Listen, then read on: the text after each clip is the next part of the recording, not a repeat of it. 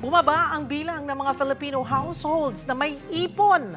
Sa isinagawang survey sa higit 5,000 pamilya, lumabas na 25.6% lang ang may ipon noong Oktubre hanggang Disyembre ngayong taon. Mas mababa po ito kumpara sa naitalang 29% noong third quarter ng taon, ayon yan sa Bangko Sentral ng Pilipinas. Ngayong magpapalit na naman na ang taon, paano nga ba maghanda financially? Kaugnay niyan, magkakasama natin si Vince Rapisura, ang Pangulo ng SEDP Group o of Social Enterprises. Magandang tanghali sa iyo, Vince. Happy New Happy Year! New Year, Cheryl, at sa ating mga nanonood ngayon. Naku, pag-usapan natin itong pagbaba ng Filipino households na may savings. Ano yung nakikita mong dahilan kung bakit marami sa mga Pinoy ang walang ipon?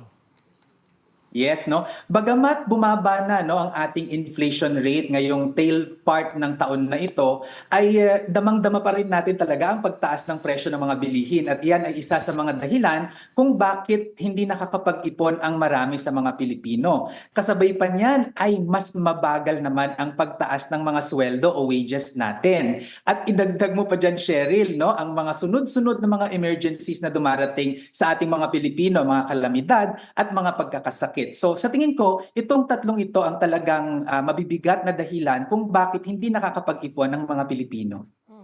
Nabanggit mo yung emergencies, pero yun yung pinakamahalaga. Kaya tayo dapat may ipon for any emergency. So may magagalaw tayo, may mga naisubi tayo. Pero tayo bang mga Pinoy, maipon ba tayong bansa? I mean, sa pagdating sa kultura natin. Yes, oo. Alam mo sa totoo lang no, sa paglilibot ko sa buong Pilipinas ay mayroon naman talagang nakasanayang mga pag-iipon no, ang bawat mga tribo or bawat mga regions natin ano. At yaan ay talagang likas naman sa atin. Kaso nga lang talaga ay dumarami ang mga challenges at saka tumataas ang mga bilihin kaya nahihirapan.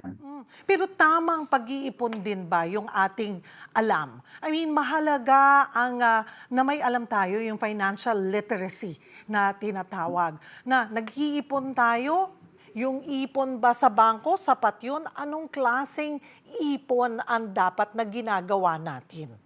Yes, no? So ang unang-una dapat natin na klase ng ipon na pinupuno ay yung tinatawag natin na emergency savings, no?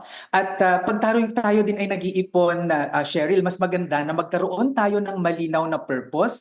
Ito yung sana yung pinanggigigilan mo. Kasi kung yung pinanggigigilan mo na yan, gagawin mo siyang motivation and inspiration mo para makapag-ipon. Pagkatapos, simulan mo ito ng unti-unti, no? Hindi maganda na bibiglain mo yung sarili mo kasi kailangan mo munang sanayin, no? So at para maging habit yung pag-iipon. Tapos, para talaga tayo ay makaipon, iwasan nating mangutang, no? Practice natin yung tinatawag na delayed gratification. Kasi dapat yung mga ginagastos natin ay kinita na natin. Kapag kasi umuutang tayo, hindi pa natin kinikita yung pera, ginagastos na natin yan.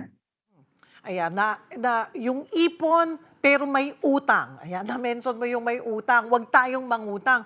Pero marami sa ating mga kababayan ang sasalubungin nga ang taon ng may utang. So, paanong gagawin na diskarte na, siguro tanong nila, paano ako makakaipon eh? Nagbabayad pa nga ako ng utang. Pwede ba yun? Yes, oo, pwedeng-pwede naman, no? Ang rule talaga natin diyan ay dapat pagsabayin natin ang pagbabayad ng utang at pag-iipon. Maganda rin kausapin natin ang mga pinagkakautangan natin na ibaba yung interest o kaya ay pagaanin yung mga terms and conditions. I think may leverage tayo ngayon. Total, bagong taon naman, ano? Humingi tayo ng blessing sa kanila. At syempre, ang pinakamahalaga, iwasan nating gawin na ang pambayad sa utang ay utang din. Kasi magiging tayong matatrap tayo sa cycle of debt na tinatawag kapag yan ay ang ginawa natin. Para naman dun sa mga gustong kumita ng extra, Vince, ano yung pwede nilang gawin this 2025? Okay, so this 2025, kung ikaw ay may trabaho at gusto mo ng extra income, pwede kang humingi ng overtime o kaya extra work sa iyong employer para magkaroon ka ng karagdagang kita.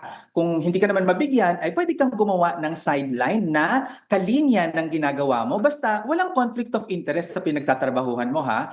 And then kapag tayo naman ay hindi employed, ano, pwede tayong magsimula ng maliit na negosyo para magkaroon tayo ng karagdagang kita. Kailangan lang malaman, alam nila yung mga kung saan kagaya ang DOLE, kanina kasama natin, ang DOLE meron silang ibinibigay, 'di ba? Na pwedeng mga starter kit na pwedeng gawin nilang negosyo. Ako, naalala Yes. ko noon, ako'y nagsisimula. Pumapasok ako, nagtatrabaho ako, nag-on cam, pero on the side, nagbebenta ako ng bangus, ng mangga, ng bagoong sa mga coworkers. That's extra income as well.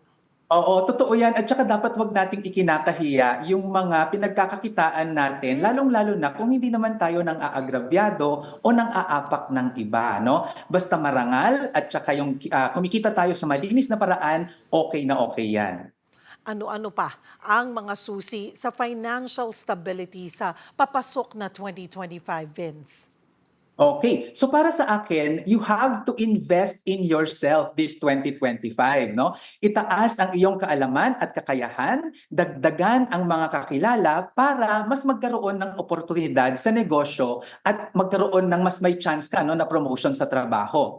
Pangalagaan mo rin ang iyong katawan. Uy, investment yan ha, kasi paano mo naman ma-enjoy yung pinaghirapan mo no kung ikaw ay nagkakasakit. Ayan. And magbigay sa kawang gawa bilang pasasalamat sa mga biyayang natatanggap natin. At syempre, huwag kakalimutan ang pagyaman na pag-aaralan at napagtutulungan. Maraming salamat. And again, Happy New Year, Vince Rapisura ng ZP Group of Social Enterprises.